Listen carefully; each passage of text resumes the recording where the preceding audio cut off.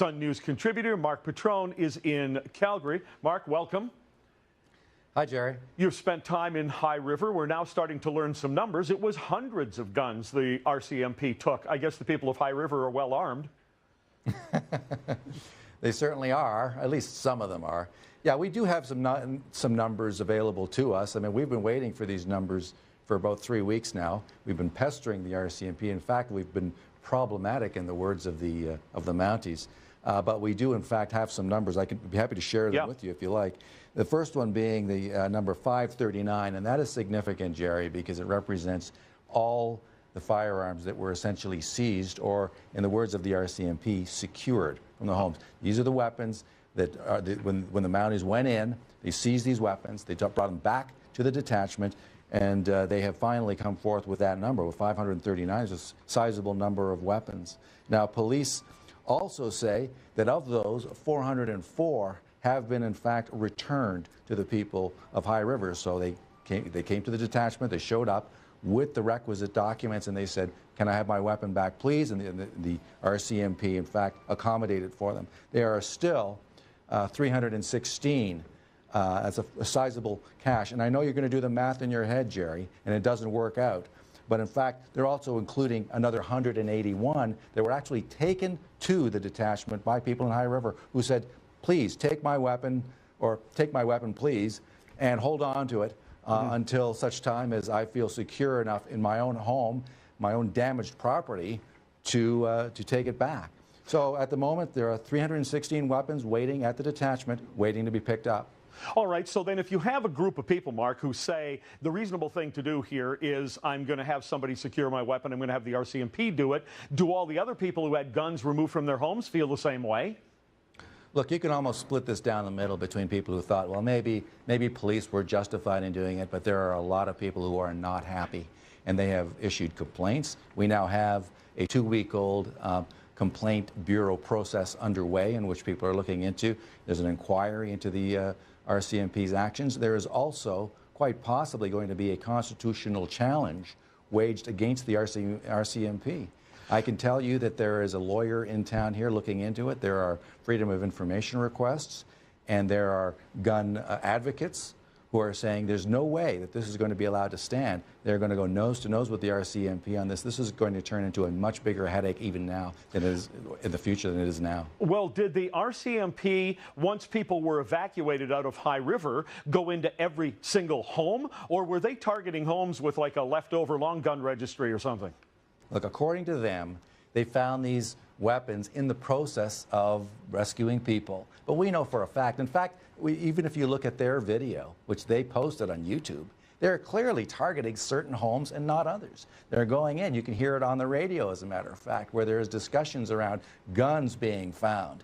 So it's a little odd to suggest right at this point that, no, these were found, these were incidental discoveries in the process of rescuing homes. No, that wasn't it doesn't appear to be the case. I mean, so this is going to have to be the subject of greater inquiry, Jerry. Sure, and were the police going into locked rooms? Were they going into locked gun safes and cabinets? Were they taking guns that actually were already secured? An excellent point. And in fact, today, the RCMP did in fact admit that they took some rifles or some long guns that had these trigger locks on them. In other words, they were safely stored in the property. But they decided, but they may have not been in a locked drawer, but they were safe in terms of being unloaded and having a secure network around the trigger mechanism. So they were safe. But police said no, they just took it and basically walked off with it. But who were they supposedly trying to keep safe by securing these guns? The town was evacuated, and the only people there were the police. Exactly. Now, you're talking about a couple of hundred police officers. Now, I will say that of the 13,000 people who were subject to this mandatory evacuation order, there were 200 to 300 people who stayed behind. Now, were police really afraid that these people were going to loot the homes of their neighbors? I somehow doubt it. Well, was there looting going on? No. Okay. We have no reports of looting in High River. And I'm sure if there was, police would have let us know. But how could there have been? I mean, the whole town was subject to an evacuation order. There were a handful of people left behind who, frankly, did not obey that evacuation order. But from what we've been able to see, they were pretty peaceful. They stayed amongst themselves, and they just tried to make do with the situation as it was. Well, I don't think that police just necessarily in these kinds of circumstances, various officers go off on their own. You're talking about the project, the mission, whatever they would have called it, being talked about on the radio. So somebody coordinated this, had the idea from the top. Who was that? Exactly. Now, this is one of the questions that we have posed. You know, who gave the order to start seizing these weapons? Somebody had to. They weren't going to do it on their own. So that's one of the questions that we want the RCMP to come forward with. We have a number of others, and that's one of them. Any files or charges filed, or the threat of charges being filed? You know, it is interesting. If you're referring to charges related to the guns, there were some prohibited weapons discovered. And these weapons, they may have been fully automatic. These are the type of weapons that, of course, you pull the trigger and it fires and it keeps on firing until you take your finger off. These are illegal. These are illegal amongst the civilian population in Canada. And some of those were found, well, not necessarily fully autos, but they were prohibited weapons, and police did find these, but they have not laid any charges yet. And they may never lay charges related to these prohibited weapons, but they have the option of doing so, certainly. Well, and maybe part of the reason that they may never is the question is going to be asked, did you have a warrant? Do you need a warrant under an evacuation procedure? Yeah, an excellent point. I mean, you've got to go to court with this, and some lawyer is going to hit that out of the park. Absolutely. All right. So you said it's kind of split right down the middle, but as the investigation continues, as you keep asking these questions and more news comes out about how this has gone, well, how do you expect it to play out? You know, there's got to be a result from this complaints investigation. Now, to the degree that they have the kind of teeth that they can really slap down the RCMP, that's somewhat debatable. Now, the constitutional challenge, that's another matter. That could go right up the ladder to the highest court. I mean, who knows? I spoke with the gentleman from one of the advocates of firearms in Canada. He says that they are deadly serious. They have many complaints with which to arm themselves. And they have a hotshot lawyer right here in Alberta looking into it. So that's the matter that I think might really cause problems for the RCMP going forward. Thanks, Marc. You're welcome, Jerry. All right, appreciate it. Coming up 2 months ago and hundreds of articles later. But first, let's go to Calgary, where Western Managing Editor Marc Patrone has a closer look at what the RCMP is finally admitting about all of this. Yeah, it has taken several weeks now, but the RCMP have in fact come forward with much needed information about the matter involving the seizure of guns from homes in High River, Alberta. It does sound as well that the RCMP has kind of gone into a little bit of damage control. Their message seems to be that the residents of High River were quite happy and pleased that the RCMP have seized these weapons from their homes and taken it back to their detachment. And so that seems to be the spin, if you want to call it that, up to this point. It may be a sign perhaps that they were trying to put this forward to the people in a way that is a little more palatable after all the outrage that was sparked as a result of the seizures originally. And it might also be a sign that police are starting to feel the heat a little bit more as far as this matter is concerned.